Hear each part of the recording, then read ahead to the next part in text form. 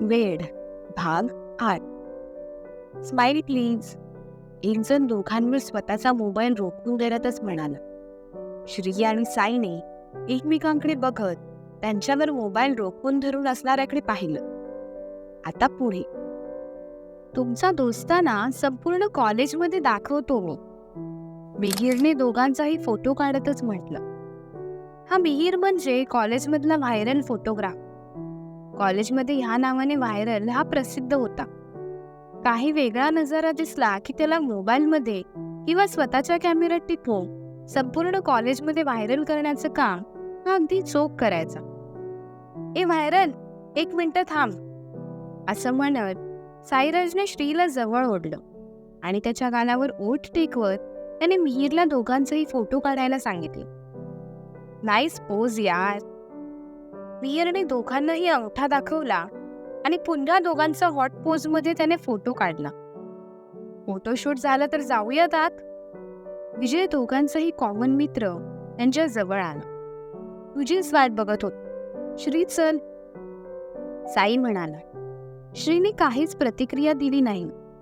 तू एकटक साईकडे बघत होता. काय झालं, जाऊयात ना?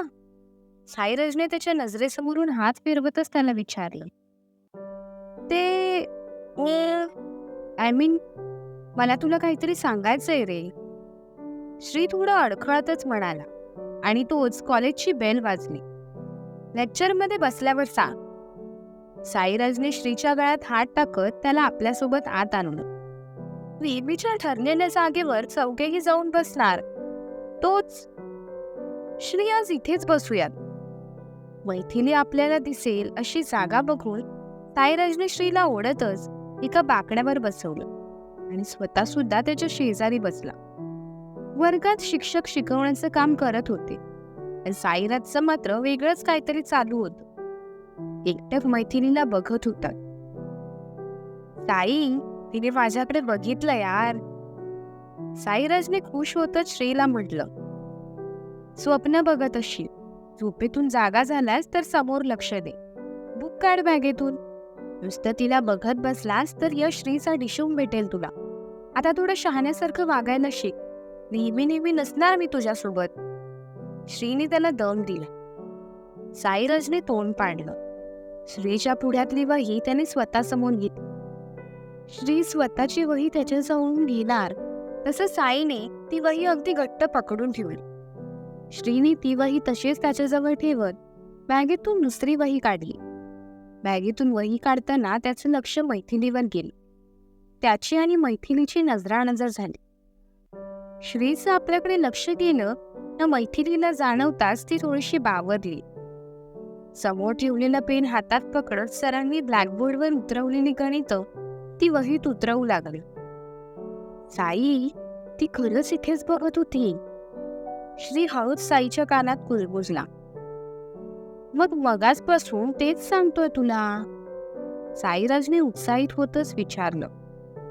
तुला ती खरंच आवडतीये? श्रीने विचारलं. तुला पण आवडतीये का? साईराजने गंभीरपणे विचारलं. हा, म्हणजे तशी ठीक वाटते रे. साईराजची मस्ती करतच श्री उत्तरला. कालपर्यंत तर तुला ती आवडत नव्हती यार. आज अचानक आवडू लागली. असं कसं यार? तू दुसरी कोणीतरी बघ ना. तिच्यासोबत ती वनिशा आहे. ती पण छान आहे यार. बस मला तुझ्यावर हात उचलायला फोर्स नको करूस. साईराज श्रीला धमकावू लागला. कालपर्यंत नव्हती आवडत, पण आज ती इथेच बघते म्हणून मला आवडते रे. आणि ती आवडत असताना मी त्या वनिशाला का जबरदस्ती आवडून घेऊ? मला मैथिलीच आवडायला लागलीये. श्रीने स्वतःच्या हसण्यावर नियंत्रण मिळवतच म्हटलं. खरं तर साईला त्रास देण्याचं काम त्याचं सुरू होतं. तुला तिचं नाव माहिती होतं तर? साईने रागातच विचारलं. तसं श्रीचं हसूच गायब झालं.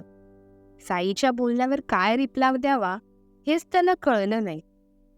साईराज भुवई उडवतच त्याच्याकडून उत्तराची अपेक्षा करत. ते मला मिहीरने सांगितलं. श्री खोटंच बोलला. श्रीवर साईचा इतका विश्वास की त्याचं खोटं सुद्धा खरं समजून गेला. मला तिचं नाव कोणी सांगितलं हे आता महत्वाचं नाही. मला ती आवडायला लागलीये हे महत्वाचं आहे. श्रीने पुन्हा साईला छेडलं. श्री, मला राग नको हा देऊस. साईराजने गाल फुगवतच म्हटले, मी का राग देऊ? आवडते तर आवडतेच बोलणार ना, जबरदस्ती आहे का तुझी? असं म्हणत श्रीने सुद्धा त्याला राग दाखवत स्वतःचे खांदे उडवले. श्री, आय लव्ह हर यार. स्क्रिप्ट फक्त माझी आणि मैथिलीची आहे, तू काय एंट्री घेतोस? हे पुणे आहे यार, इथे वाईल्ड कार्ड एंट्री अलाउड नसते रे लेका. नको तिथे एंट्री करून आपल्या मैत्रीत दुरावाका निर्माण करतोय. यू लव्ह मी ना? साईरजने चेहऱ्यावर भुळे भाव आणतच त्याला विचारले. आय लव्ह यू यार, पण मैथिली मला खरंच आवडू लागलीये. श्री म्हणाला, आज से तेरी मेरी यारी खतम, तू तेरे रास्ते में अपने रास्ते. साईरज म्हणाला, तेच करणार आहे मी. म्हणजे मगाशी कॉलेजमध्ये एंटर करण्याआधी तुला मी तेच सांगण्याचा प्रयत्न करत होतो की माझा नवीन रस्ता शोधला. तुला सांगायला खरं तर मला जड जाणार होतं रे लेका, पण आता तूच दोघांचे रस्ते बदलले मग सांगून टाकतोच. आज माझा कॉलेजमधला लास्ट डे आहे. आज खरं तर मी येणारच नव्हतो, बट लास्ट डे म्हणून तुझ्यासोबत या कॉलेजमध्ये यावंसं वाटलं. तुम्हा लोकांना भेटावंसं वाटलं म्हणून आलो. मम्मी पप्पांना बँगलोरला ट्रान्सफर मिळाली आहे. तसं बघायला गेलं तर लास्ट इयर आम्ही शिफ्ट करणार होतो, बट माझी 10th होती, सो त्यांनी काही दिवस वाढवून मागितले. कालच दोघांना लेटर आलंय, आम्हाला पुणे सोडायला लागतं. श्री म्हणाला, तू राहा की इथे, माझ्या घरी राहूच शकतोयस ना? प्लीज ना श्री, मला सोडून नको ना जाऊस यार. तुला मैथिली आवडते, मग ती आजपासून तुझी. मी तिच्याकडे बघणार पण नाही, प्रॉमिस. साईराज श्रीच्या हातावर स्वतःचा हात ठेवतच म्हणाला, मैथिली ॲज अ वहिनी म्हणून आवडते असं बोलायचं होतं मला. मैथिली या साईला शोभून दिसते. श्रीने साईराजचे गाल ओढले.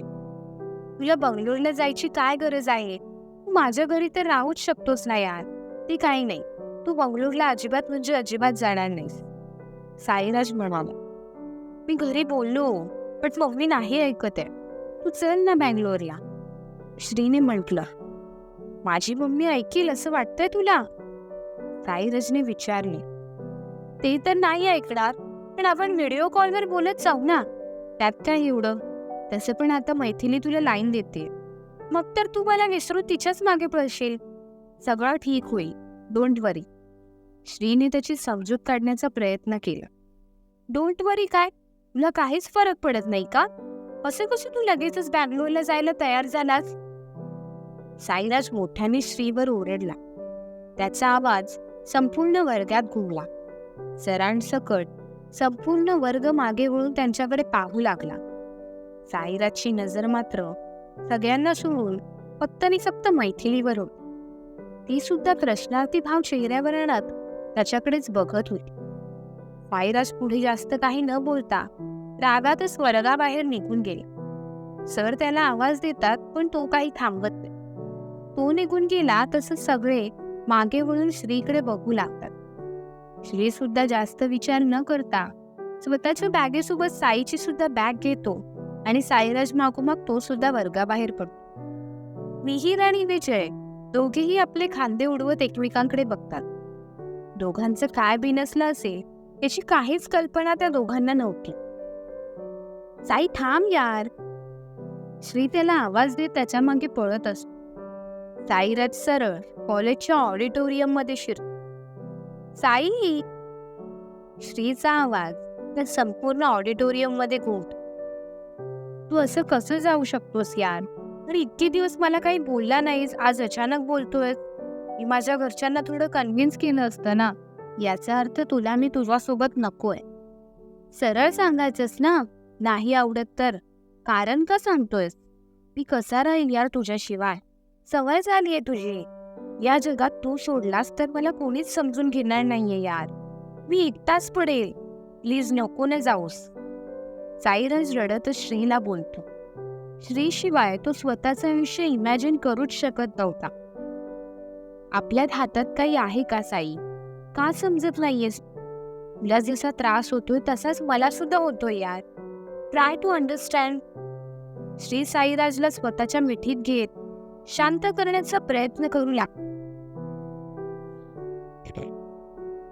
तू नाही जाणार कुठे, मी तुला नाही जाऊ देणार.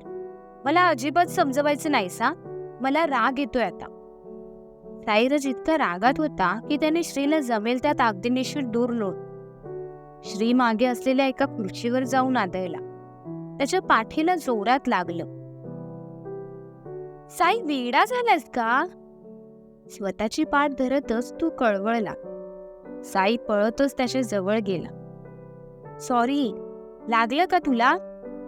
त्याला हात देत नीट उभं करतच साईराजने विचारलं. का असं वागतेस तू? समजून घे ना, माझ्या हातात काहीही नाही रे. बट आय प्रॉमिस, मी तुला भेटायला येत जाईल.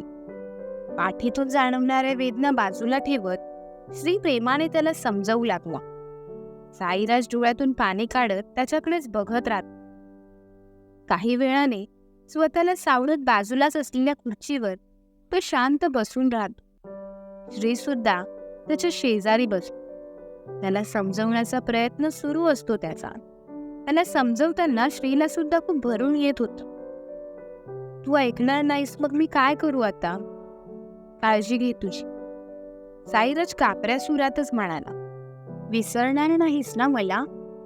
श्रीने विचारलं. कधीच नाही. You are my first love. मरताना पण सांगून जाईल तुला, एवढं नक्की, साईराज म्हणाला. त्याने असं म्हटल्यावर श्रीला रडू आलं. त्याच्या मिठीत शिरत श्री रडू लागला. पेशंटला काही इंजेक्शन द्यायचे, तुम्ही बाहेर बसलात तर खूप बरं होईल. अचानकपणे कानी पडलेल्या आलेल्या सिस्टरच्या आवाजाने श्री भूतकाळातून बाहेर पडतो. एक नजर त्याने साईराजवर टाकली. अजून शुद्धीत काही तो आला नव्हता. साईराजच्या केसांमधून प्रेमाने हात फिरवतच तो त्याच्या वॉर्डमधून बाहेर पड. स्थळ मुंबई. मैथिलीचे आई वडील आपल्या कुटुंबातील प्रमुख पाहुण्यांसहित साधारण 11च्या सुमारास नीनादच्या घरी हजर होते. नीनू, तुझे सासू सासरे बाहेर आले. आता तरी तू लॅपटॉप ठेव रे, सुट्टीच्या दिवशी कोण काम करतं? ताईने नीनादच्या समोरील लॅपटॉप काढून घेतला. जरासच बाकी होतं ग ताई, नीनाद नाराजी व्यक्त करतच म्हणाला. पाहुणे मंडळी आलेत बाहेर, ताईने शब्दात राग उतरवला. मग त्यांच्यासाठी पोहे घेऊन मी जाऊ का? नीनादने ताईशी मस्ती करतच म्हटली. आगाऊ पुढचा. ताईने सुद्धा मस्तीतच नीनादला कोपरखळी मारली. मुलगी पसंत आहे ना तुला? ताईने विचारले. खूप म्हणजे खूप, नीनाद म्हणाला. तुझ्याकडे बघून वाटत नाही पण, असं म्हणत ताईने नीनादची हनुवटी बोटांच्या चिमटीत पकडत त्याच्या विस्कटलेल्या केसांवरून कंगवा फिरवू लागली. आय लव्ह मैथिली, असं चेहऱ्यावर कुठेतरी लिहू का मी? नीनादने विचारलंय. आयडिया वाईट नाही, पण तो दिखावा होईल रे. आता होणारी बायको पहिल्यांदाच घरी आलीये हे माहिती असून असं बेडरूम मध्ये लॅपटॉप मध्ये कोण डोकावून बसतं? ताईने भुवया उडवतच त्याला विचारले. कोणीच नाही. नीनाद बोलता बोलता मध्येच थांबला. ताईने हसतच पुन्हा स्वतःच्या भुवया उडवतच तिला काय झालं म्हणून विचारले. ती पण आलीये? नीनादने उत्साहितपणे विचारलं. तुला माहिती नाही? ताईने गंभीर सुरातच विचारलं. नीनादने नाहीमध्ये मान डुलावली. काही क्षण स्तब्धच उभा राहिला तो. क्षणभर त्याने जे ऐकलंय त्यावर विश्वास बसत नव्हता. मैथिली खरंच आली अशी स्वतःच्या मनाला त्याने खात्री पटवून दिली. एक गोड हसू त्याच्या ओठांवर आला. येस, आनंद व्यक्त करतच त्याने थेट हॉलमध्ये प्रवेश केला. हॉलमधील नजारा बघताच त्याचे डोळे आपसुकच मोठे झाले. चेहऱ्यावरील हसू कुठेतरी दूर पळून गेलं. काय पाहिलं असेल त्याने हॉलमध्ये? कळेलच पुढील भागात. धन्यवाद.